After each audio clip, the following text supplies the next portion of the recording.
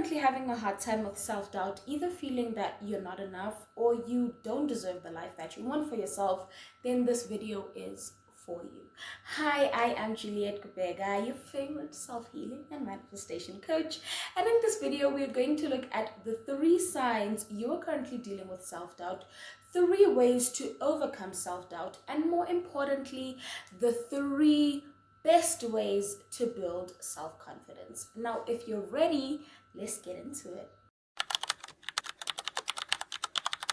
Like I said, my friends, the first thing we're going to be looking at are the signs you're currently dealing with self-doubt, and I have 3 for you. The first sign is perfectionism. This is you feeling that you cannot get a project done simply because it's not good enough, or you cannot submit that one assignment because you feel like the research you put into it is not enough. Sometimes this is as simple as feeling that you cannot invite your friends over to your apartment because it doesn't have the perfect furniture. Perfectionism is a sign of self-doubt. Now, the second sign, my friends, is negative self-talk. This can range from something as simple as you don't look good in that dress, or makeup doesn't look good on you, or things like that, to something as big as you are so stupid just for making a single mistake. Now, this is something you should be very careful of. Now we're going to move on to the third sign, which is the fear of failure. This is so crippling, my friends, because this takes you from thinking you are so good at something to feeling that you cannot stand a chance. This takes you from feeling that you are the best public speaker in the world to feeling that, oh, there's so many people that could beat me at it. And there's really nothing wrong with viewing other people as competition, but when it gets to a point where you don't take opportunities because you already perceive failure because of your competition, then it's a problem. Now, because in this community we don't dwell on the negative and on the past, we are going to move to the best 3 ways to overcome your self-doubt. The first best way to overcome your self-doubt would be identifying your triggers. This can range from journaling about your thoughts, doing meditation that helps you with reflecting on your past and your inner child, and taking time to notice how your body reacts to certain things that are said about you, that are said to you, or certain things that just happen around you. When it comes to journaling your thoughts, you can use prompts like, what makes me feel like I'm not enough? What makes me feel like I need to go over and beyond? You know, what makes me feel like I have to overextend myself in relationships? That way you get to understand the core and the root of why you feel the need to be perfect, why you feel the need to talk to yourself so negatively, and why you feel that you're going to fail at something before you even start at it. Now, the second best way to overcome your self-doubt, my friends, is to challenge those negative thoughts. I'm going to be honest with you, I've been on my self-healing journey for a while and I still have some negative thoughts. But once you master challenging these thoughts, listen, you become untouchable. So my friends, the first step to challenging your negative thoughts is by recognizing them. This is where the first point comes, which is identifying your triggers. Once you are able to separate those positive thoughts and the negative thoughts, you are on your way to triumph, right? So be able to recognize these thoughts, be able to notice when you are being triggered, be able to notice when you're saying things about yourself that are untrue and that are negative. And once you've mastered the step of recognizing your thoughts, you start questioning them. You start asking yourself, why do I think I'm stupid? Why do I feel like makeup doesn't look good on me? Why do I feel like I don't look good in a big body? Why do I feel like I am too thin and too ugly? You know, this way you can trace back to your past and understand what exactly led to you feeling that way about yourself. And when you're done with that, you start replacing these thoughts, replacing I am ugly with I am the most beautiful woman. And you know what? The fact that my mother used to say I'm ugly in that dress isn't true for me anymore. You start by recognizing the thoughts, you question the thoughts, which will help you identify where they come from, and finally you replace them, because you are a new person and you create your reality. So the third best way to overcome your self-doubt, my friends, is to, drumroll please, set achievable goals. I cannot stress this enough, because some of the reasons people feel that they are going to fail at something before they even started it is because they have missed out on so many opportunities simply because they don't plan for them accordingly. And that's why it's very important to set realistic and achievable goals. Now, the first step to setting an achievable and a realistic goal is to look at your one big goal. So your one big goal is buying a house. Break that down into smaller pieces, like things like, I have to save for my initial deposit. That's if you're not buying cash. I need to save for this. I need to do this. Breaking down that big vision into the tiniest pieces you can possibly break it down into. The second step to setting achievable and realistic goals is to set measurable and very specific goals. Now here you want to be as detailed as possible and as intentional as possible with your goals. So let's say, for example, you're trying to be more confident and you are trying to get a promotion at your job. You need to be, now that's your big goal, right? You've broke it down into smaller pieces. I am going to put in an extra hour and this and this. And now when you make it measurable and more specific, you say things like, I am going to speak at least once in a business meeting today. I am going to study this and this and that for this and this and that reason. That is you making it measurable and very specific. Now, the third and final step, which I love the most, is celebrating small wins. I cannot stress this enough, because other people overlook this and feel like, I'm getting too cocky too early. That is not true, right? The importance of celebrating small wins lies in the fact that the reason we fear failure is because we often failed to achieve that one big goal, but we don't realize that we managed to achieve the smallest goals that go into that big goal. Now, to explain this a little bit further, if you are trying to work out more, you may not be able to work out every single day, but maybe your body has been able to wake up at 6 a.m. every day, just like you promised yourself. Yes, the initial goal was to work out every single day, and the goals that come under that, the smaller goals under that, were to wake up at 6 a.m. and maybe have your breakfast at 8 a.m. and maybe those are the goals and habits that you've kept. That is something worth celebrating. Now, I'm not going to waste any more time on how to overcome your self-doubt, because those are the three best ways. Now the final thing I want us to discuss, and the best, the one that I've been looking forward to the most, is the three best ways to build your confidence. The first way to build your self-confidence is learning how to take care of yourself. The more you take care of yourself, the easier it becomes for you to value and respect yourself. This is you valuing your emotional well-being. This is you valuing your physical well-being. One of the two types of self-care I like talking about the most is emotional self-care and physical self-care.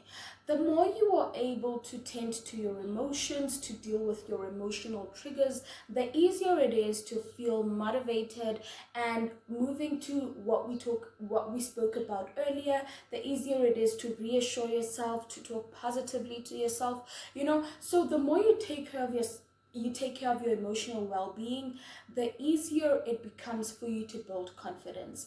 Now, things that influence your emotional well-being are things like the shows that you watch on television, the people that you follow on social media, the types of books that you read, the friends that you have, your family. All of those things affect how you take care of yourself emotionally. And one of the best budget friendly ways to take care of yourself emotionally would be to cut off everything that doesn't help you become the version of yourself you want to be. These are people who make you feel like you're not good enough to be the next American Idol. These are shows that make you feel like every man in this world is a cheater. All right? All of those things affect how you see yourself and how you feel the world, and we don't want them to affect you in a way that always makes you see negative. Now, moving on to the second type of self-care, which is physical self-care. This is where we talk about things that help you keep energized. This is where we talk about things that make you feel good about yourself, right? This is the way you dress. This is the way you eat. This is how you look. And this is also things like how you smell, right? So your physical well-being is just as important as your emotional well-being, because the more you feel good about yourself, the more you treat yourself good, and sometimes the more you treat yourself good, the more you feel good about yourself. Now, the second best way to build your self-confidence is to face your fears. Now, I cannot stress this enough, my friends, because facing your fears, it allows you to push past your comfort zone. It allows you to show up and take the world by its storm, and more importantly, it teaches you how to take on more and more challenges that are yet to come. It's a known fact, life is not the easiest, right? And being able to face your fears it helps you build that resilience you need to tackle more and more challenges. It helps you see the world from a perspective that I can never fail at anything, because I am going to push and keep pushing and keep pushing until I make it. Now, the best way or the best steps you can take to facing your fears are these three. And the first one is to start small. Now, if you're someone who is afraid of water and you have a hard time learning how to swim, facing your fears isn't you diving into the deepest swimming pool. This is you maybe putting in your feet the first time, or maybe putting in your full body and just, having someone help you with your balance. That is you starting small. You wanna introduce yourself to that initial stage just after pushing past your comfort zone. For another example is if you're having a hard time starting a YouTube channel because you don't feel that you're good enough or you are beautiful. This is you filming that YouTube short and posting it, or maybe just filming it and sharing it to your friends or your family. That is you pushing past that initial stage that is keeping you comfortable and in a state of fear. Now, the second step here, my friends, is visualizing success. Instead of visualizing failure, the one thing that keeps us from facing our fears is because we choose to perceive the possibility of failure before we think of the potential of success. And this again goes back to what we spoke about regarding emotional self-care.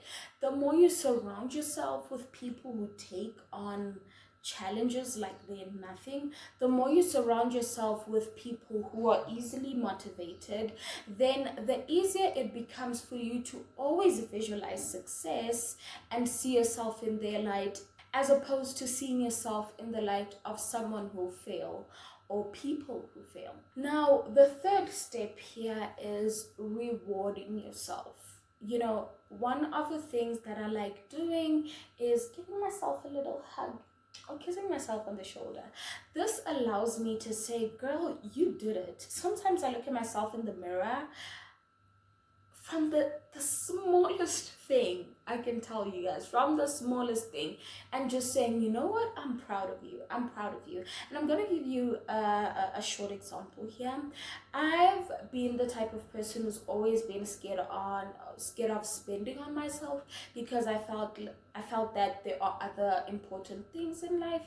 And recently I've started spending on myself like I am the only thing that needs money in life, right?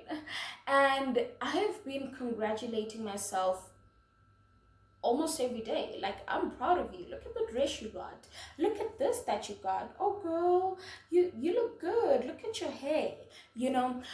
Rewarding yourself is so encouraging, it's so validating, it's so reassuring, it's so motivating.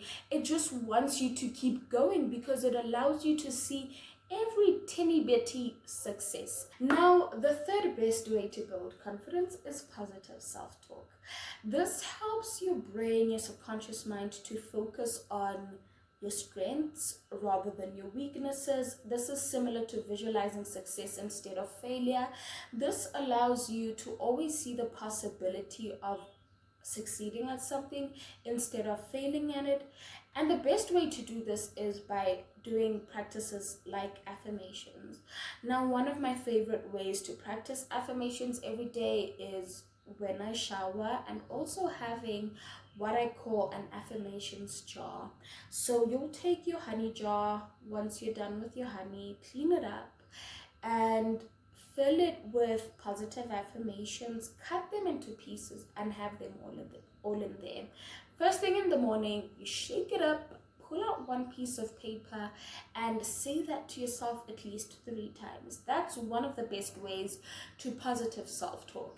And one of the other things that I like doing when I say my affirmations is put a reason behind each affirmation. So if the affirmation I got for the day is, oh my God, I'm so beautiful, I add more emotion, you know, I add drama to it. Like, for example, the affirmation would just say, I'm so beautiful. Instead of saying, I'm so beautiful, I'd say, oh my God, Juliet, why are you so beautiful?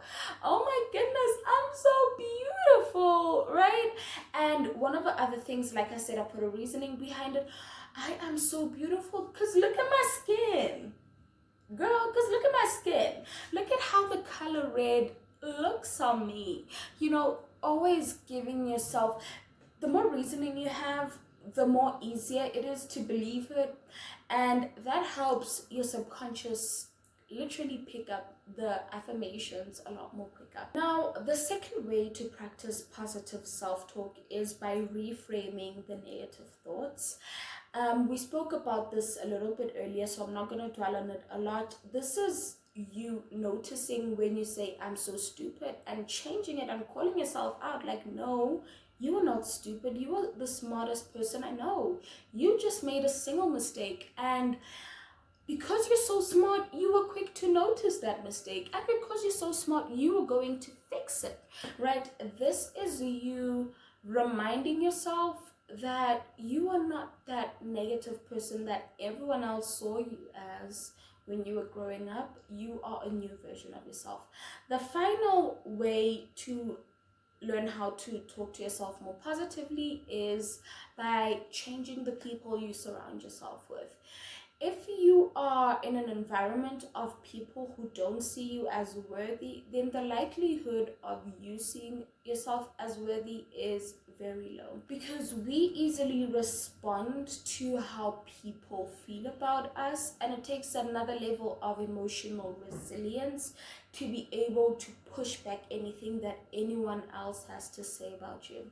So surrounding yourself with people who see the best in you, who see beauty in you, will help you become the most confident version of yourself. Now, that's it for the video, my friends. If you have any more questions, leave them in the comment section.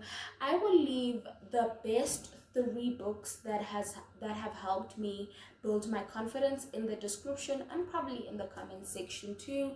Until next time, don't forget to like, subscribe, and share this video. Goodbye.